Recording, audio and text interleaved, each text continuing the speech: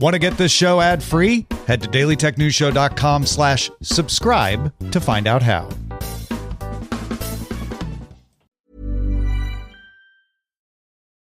This episode is brought to you by Capital One. Capital One's tech team isn't just talking about multi-agentic AI, they already deployed one.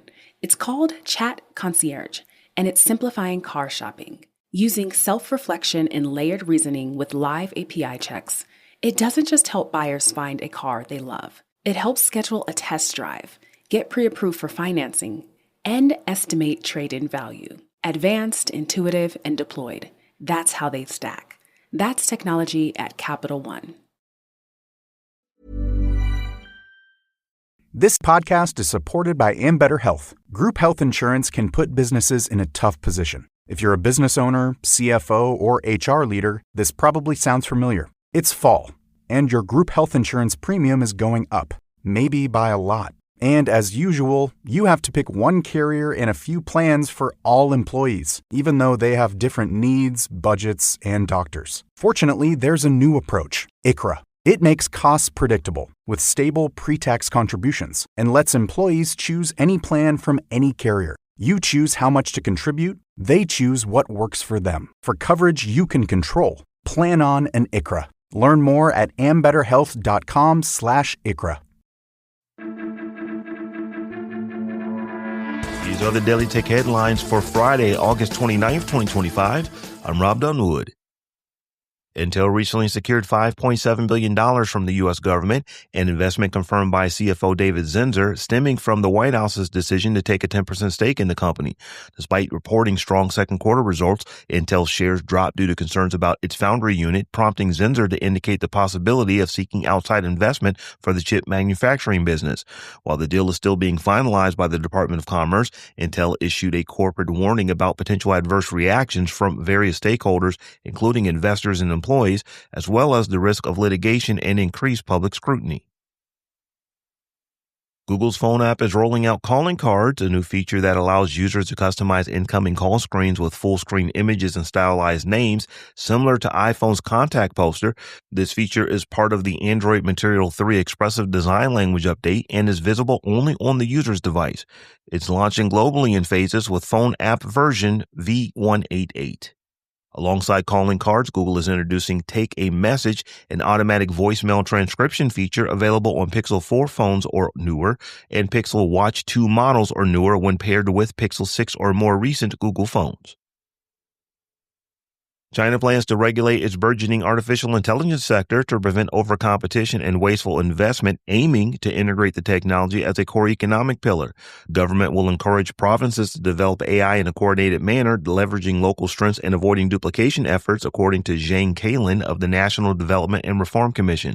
This strategy, which echoes President Xi's earlier warnings, seeks to prevent the kind of overcapacity and deflationary pressures observed in other new industries like electric vehicles, ensuring AI development is sustainable and efficient. Honor has launched the Magic V5, a foldable phone that is the world's thinnest at 0.1 millimeters less than its competitors, available in Europe following its Chinese debut. This device features a 5820 milliamp hour battery, a Snapdragon 8 Elite chipset, up to 16 gigabytes of RAM, and an IP5859 rating with a powerful 50 megapixel main camera and a 64 megapixel telephoto lens, starting from €1699.99. Alongside the Magic V5, Honor also introduced the Magic Pad 3, a 13.3-inch Android tablet with a 165Hz LCD display and a 12,400 milliamp hour battery, priced at €599.99, and the Magic Book Art 14, a slim Windows laptop with a 14.6-inch OLED screen and Intel chips, starting at €1,499.99. XAI has launched a new speedy and economical agentic coding model called Grok Code Fast 1, entering a significant area of focus for AI companies.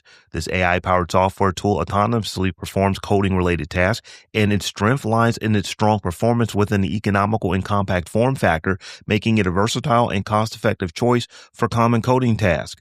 For a limited time, Grok Code Fast 1 will be available for free, with initial launch partners including GitHub Copilot and Windsurf.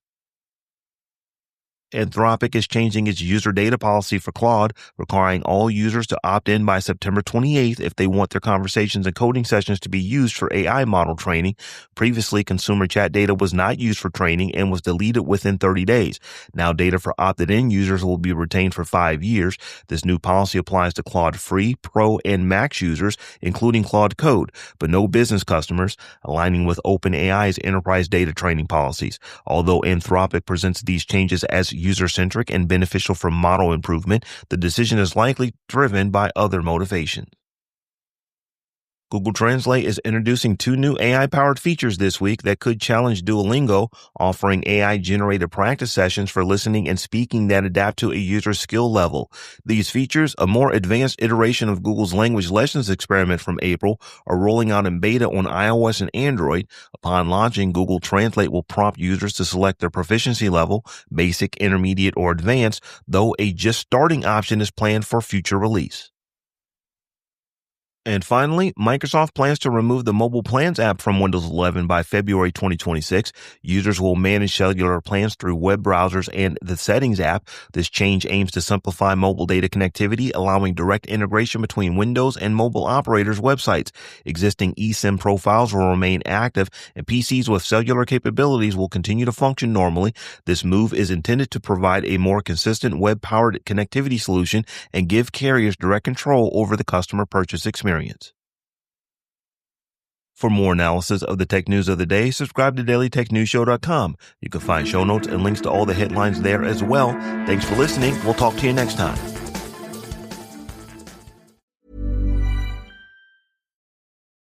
This episode is brought to you by Capital One. Capital One's tech team isn't just talking about multi-agentic AI. They already deployed one. It's called Chat Concierge, and it's simplifying car shopping. Using self-reflection and layered reasoning with live API checks, it doesn't just help buyers find a car they love. It helps schedule a test drive, get pre-approved for financing, and estimate trade-in value. Advanced, intuitive, and deployed. That's how they stack. That's technology at Capital One. Checking off the boxes on your to-do list is a great feeling. That's why a State Farm agent is there to help you choose a coverage option that's right for you. Whether you're getting a new house, car, boat, or RV, helping protect it is important. And State Farm is there to help you choose the coverage you need, whether you prefer talking in person, on the phone, or using the award-winning app. And with so many coverage options, it's nice knowing you have help finding coverage that best fits your needs, so you can continue to focus on what's most important to you. Like a good neighbor, State Farm is there.